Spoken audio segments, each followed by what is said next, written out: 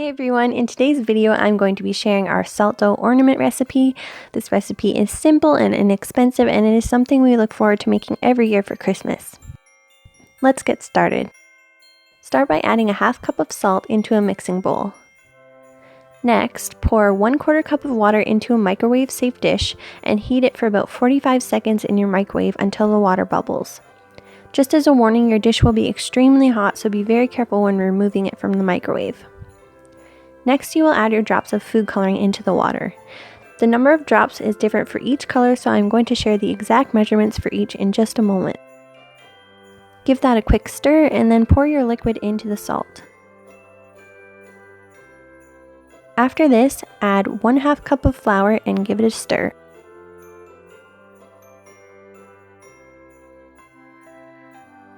The dough should pull cleanly away from the bowl. When this happens, you can start mixing with your hands.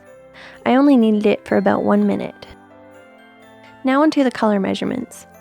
The food coloring I'm using is the Wilton Colorate brand. I will put an Amazon affiliate link in the description box below for you. To make pink salt dough, add 1/4 teaspoon of pink food coloring.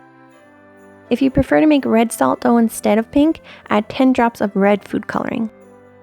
To make orange salt dough, add 10 drops of orange and 7 drops of yellow food coloring. To make yellow salt dough, add 15 drops of yellow food coloring. To make green salt dough, add 8 drops of yellow and 1 drop of blue food coloring. To make blue salt dough, add 2 drops of blue food coloring. To make purple salt dough, add 10 drops of pink and 1 drop of blue food coloring. As you are making your colors, make sure to put your completed doughs into an airtight container. They dry out pretty quickly. When all of your colors are finished, it is time to make your ornaments.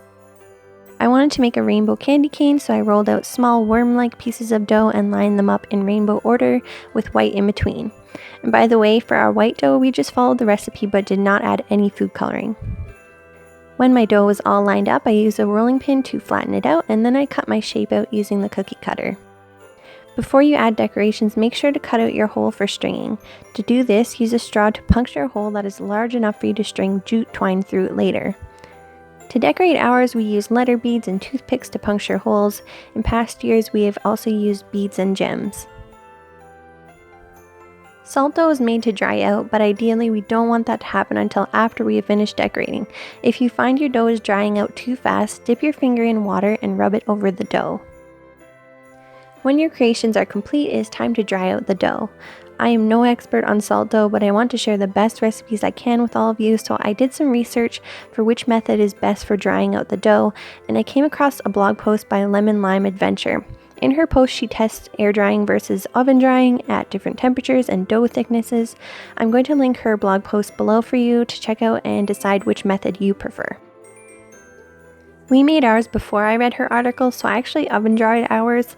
We lined a baking pan with parchment paper and baked our ornaments at 250 degrees for 20 to 30 minutes.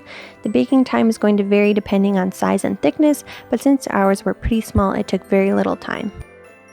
When our ornaments had cooled completely, we painted the entire surface with Mod Podge.